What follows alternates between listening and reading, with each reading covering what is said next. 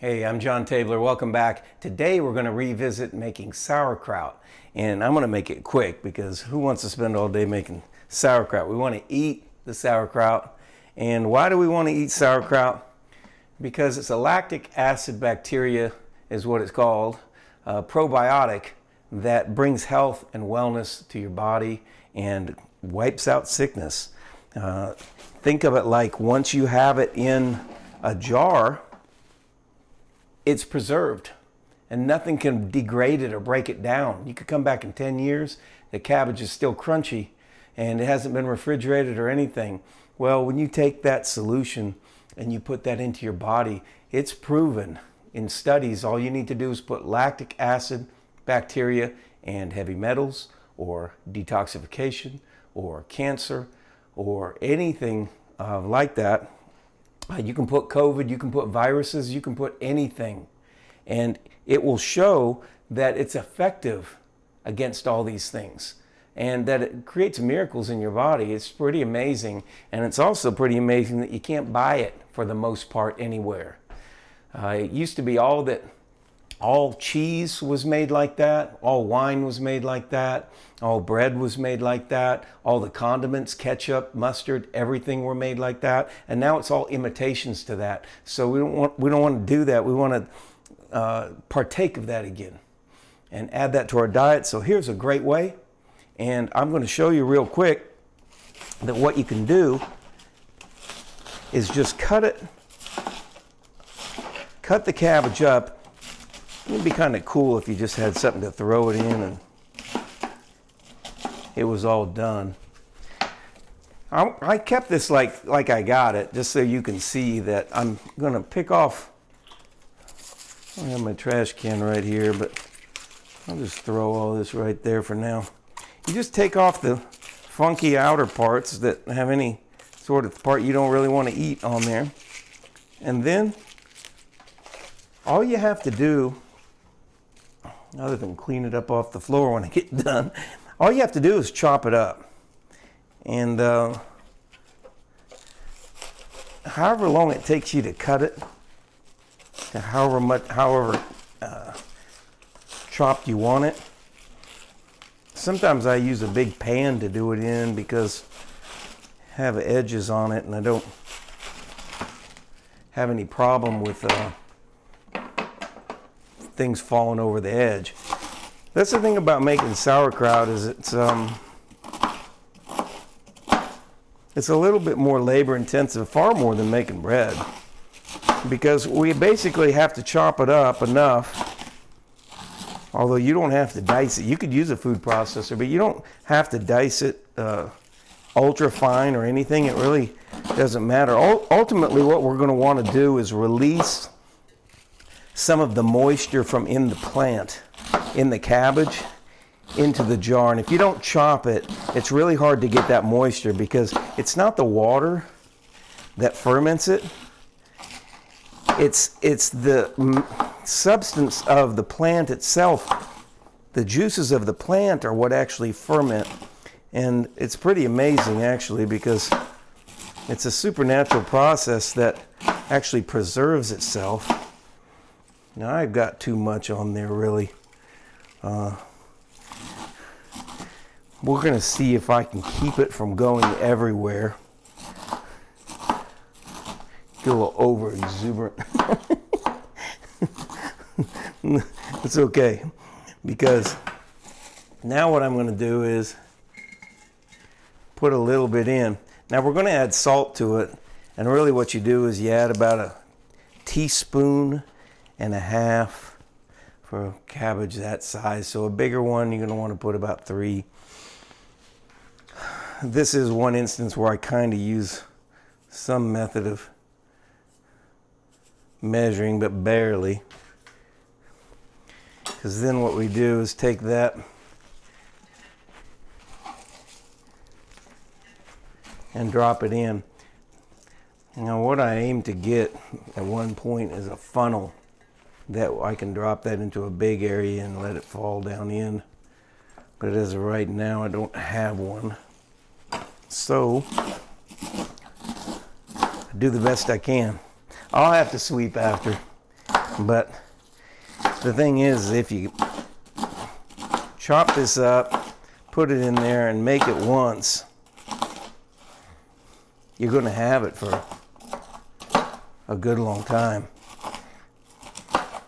And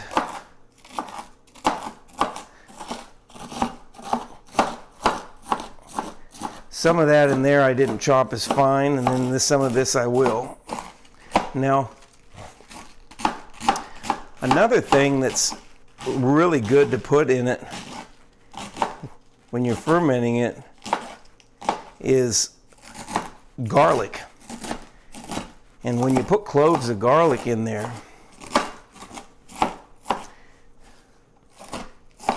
they actually turn purple and start tasting kind of like a flour. It's pretty incredible. It's fermented garlic, so the health benefits of garlic are accentuated once it's fermented, in the same way that all the nutrition of these plants are assimilated. You know, I did another video where I talked about the lectins in these plants, and the lectins are something that are in the plant to defend the plant, and they cause people digestion problems and all sorts of problems when you eat them without getting rid of the lectins first. And the two ways to get rid of lectins are cook it or ferment it. So when you ferment this, it just makes it a supercharged nutrition product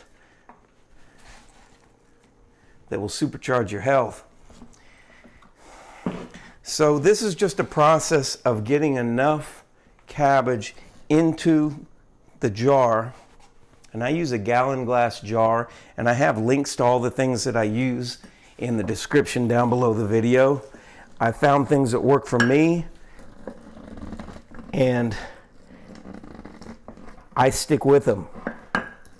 And what I'm using here is, you find the same thing. It's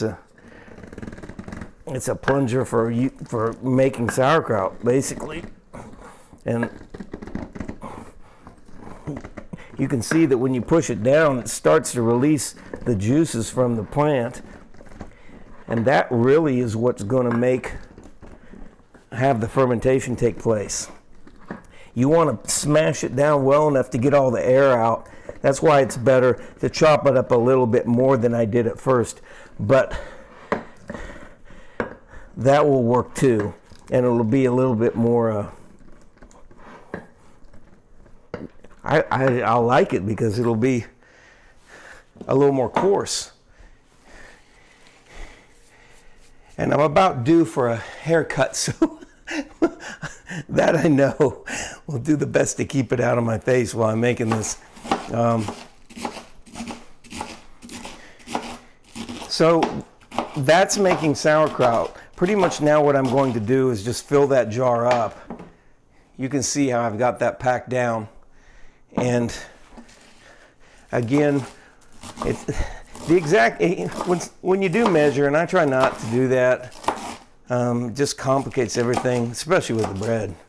But for this, what it is about a teaspoon and a half for every pound of cabbage. But these are anywhere from 2 to 3 pounds of cabbage. So, you know, you're basically, you're going to have a pound cabbage about that big. So for about that much cabbage, you're going to want about a teaspoon and a half of salt. And past that, that's all you need, because you can actually make sauerkraut without any salt whatsoever. You just have to pack it down, get all the air out of there, and once it turns sour, it's set. The salt pretty much is for taste, and also it keeps it from getting anything funky going on in there for the first few days of the fermentation. But once it's sour, it's preserved, and nothing's going to be able to mess it up.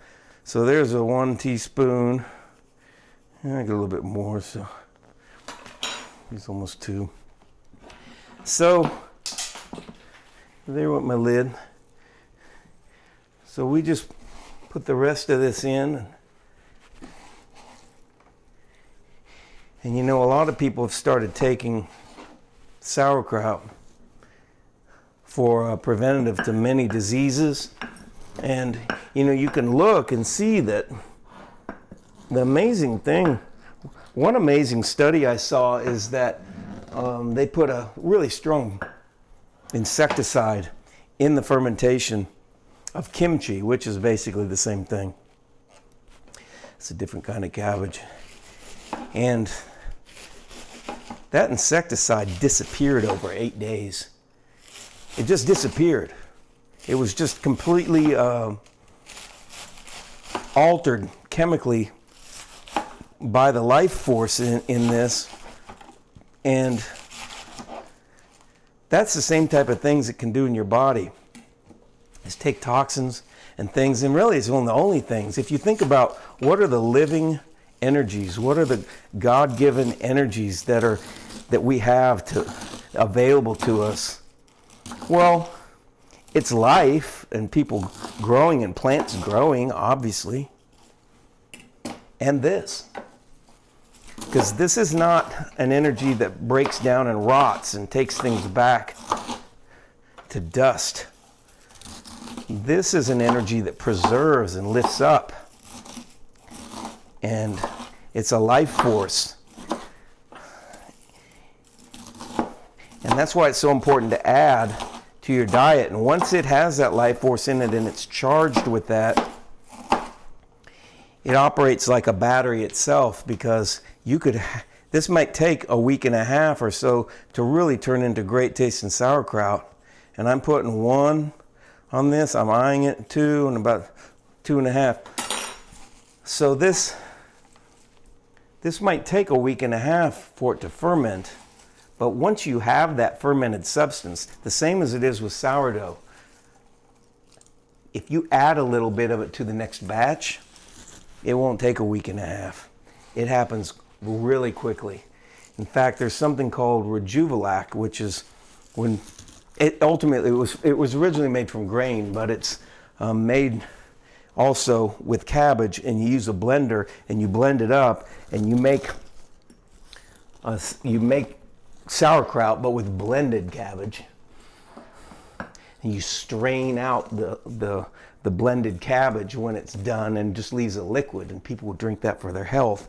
And you can make it overnight, because once you have it, you add a little bit to the next batch at night when you blend it, and then it acts as a starter and it ferments it completely overnight. So you don't have to wait a week and a half. It's like instant. It's like a jump starter. These are the amazing things that it does for your digestion, because when you add a little bit of sauerkraut to your food, like a condiment,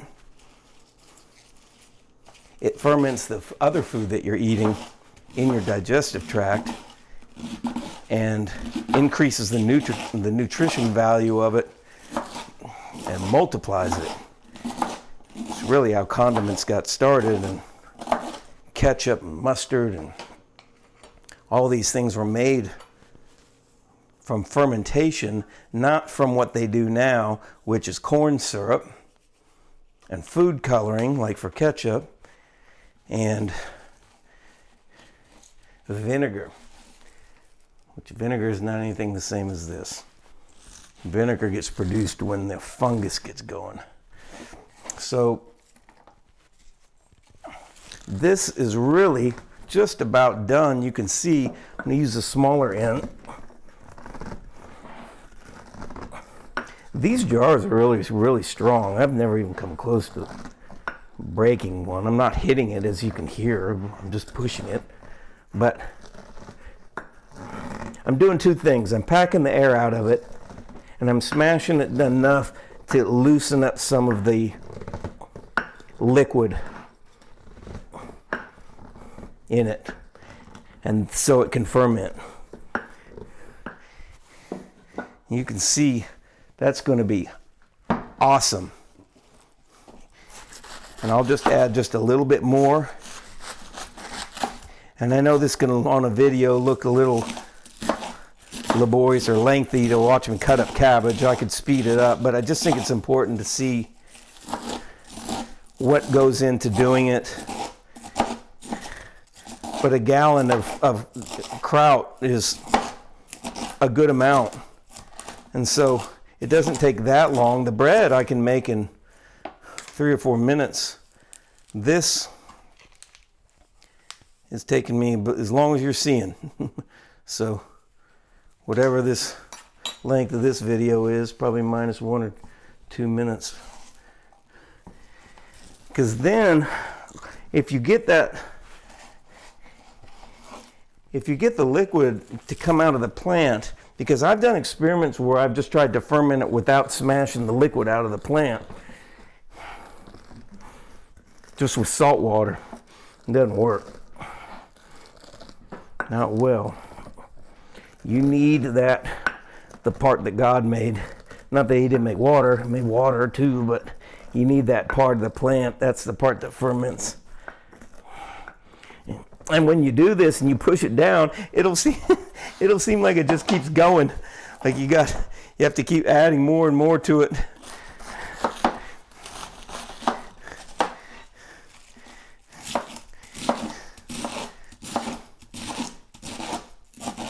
Now, I'm going to do a video coming up about my knives because, again, my hair, I know is going to get out of my face. The knives I use are awesome.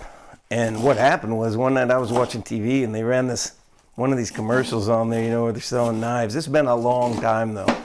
A long time. And I said, I'm buying those. Just see. Used them ever since. Ordered more for gifts. I have the link down below too. You can use whatever knives you want. I don't know about other knives because these knives are incredible. I think they're called miracle knives. Yeah, miracle blade. I got the link down below. Mine came with a holder, but the link that I have is the actual knives themselves. Didn't have a holder on there, but you can search out a holder. The one that had a holder weren't exactly the same exact knives I have, so. But the exact knives I have, I got the link on there. So that's it right there.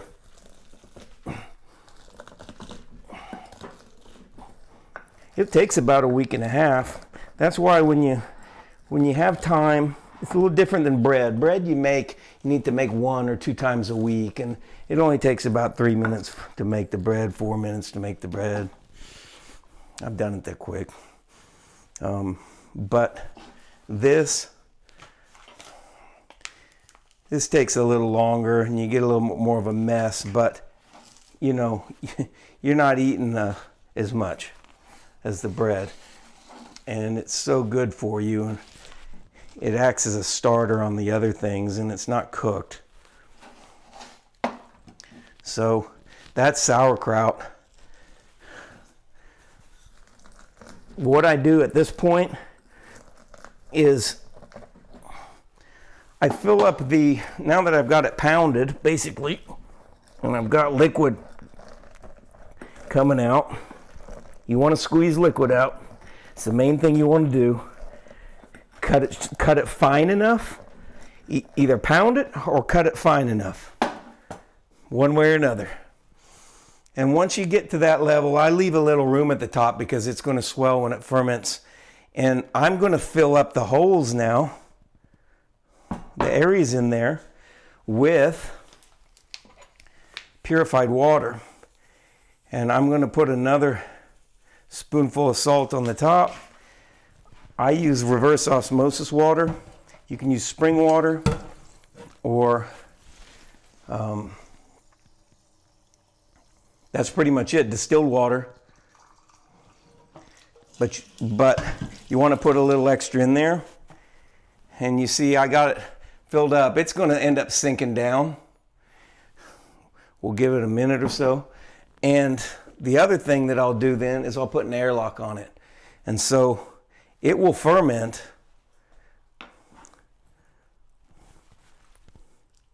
before I put the top on.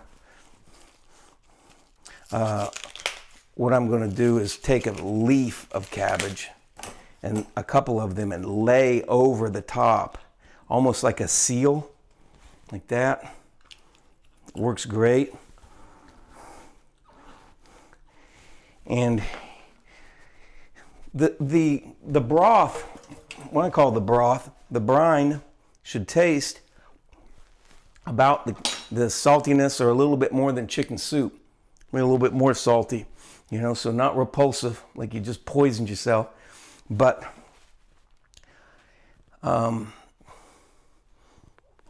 that basically puts a water covering. You're wanting to seal it from oxygen. That water will probably settle in maybe a little bit, and in a half an hour or whatever, you can add a little bit more. But as long as it's a little salty on top and you have that covering, you're good. Now, I use a lid with, it has a hole in it, and then I'm going to use an airlock, this time. There's different kinds, but you'll put water in there and the water seals it off. It's kind of like the thing under your sink where it goes down, and that actually does the same thing. Lets water pass one way but not let any smells come back up, is what that actually does.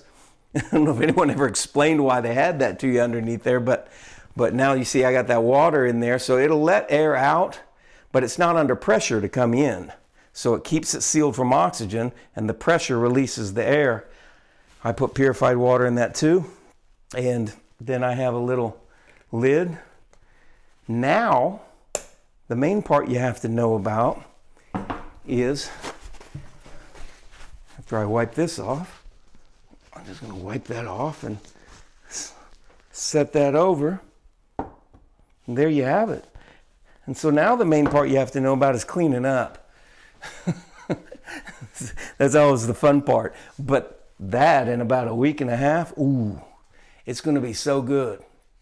And the little longer you let it ferment, the better, really. But that sauerkraut, it's always a little bit of a mess. But, you know, bread's not a very big mess.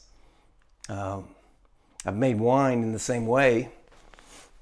I made a pretty good mess with that too, but I bet you'll have this cleaned up in about 5 minutes. Just a quick bonus, I wanted to come back to the end because I wanted to show you you can put garlic in your sauerkraut all the way down, but it may change the taste a little bit when you get them all in there. But if you just stick it in around the top and push it down underneath, whole cloves, you don't even need to cut them.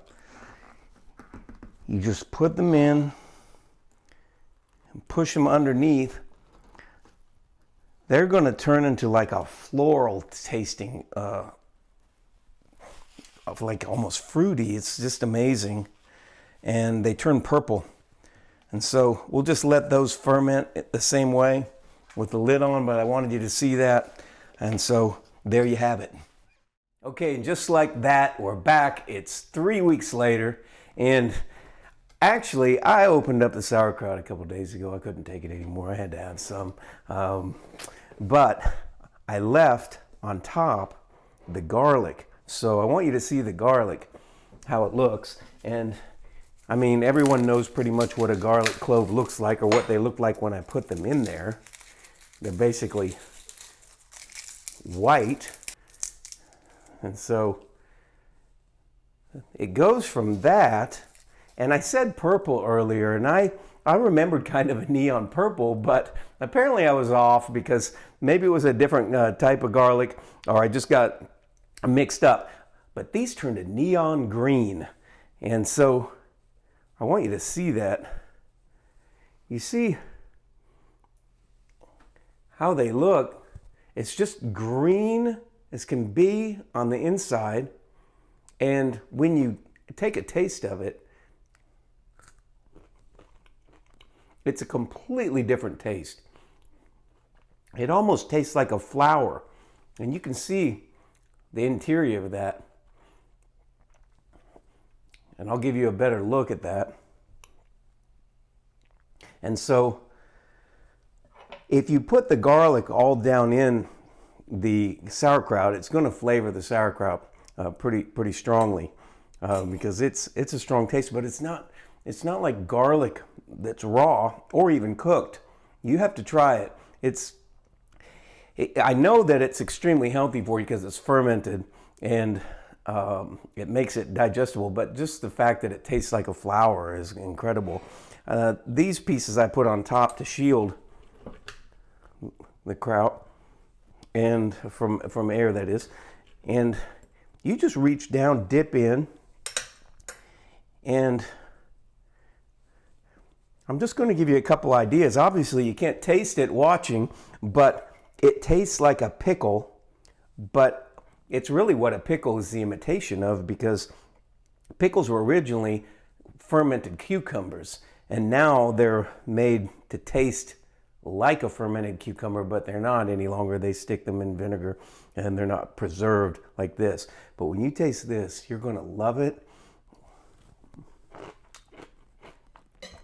It's still extremely crunchy, but it tastes like a pickle. It's just really, really good. You know, and that lactic acid bacteria, that fermented substance, brings health and wellness to your body and acts as a starter on the other food that you've eaten. So when you incorporate a little bit with your meal, it acts like that and increases the digestion of all the food, just like a starter does when you're making bread. Now, another thing that you can do is put pepper on it, but also put olive oil on it. Just some ideas that make it really, really good. You're going to love this. And when you try it with the garlic and see the neon colors it turns to and what it tastes like, you're going to be like, well, tell me what you're like after you do it. Post in the comments down below.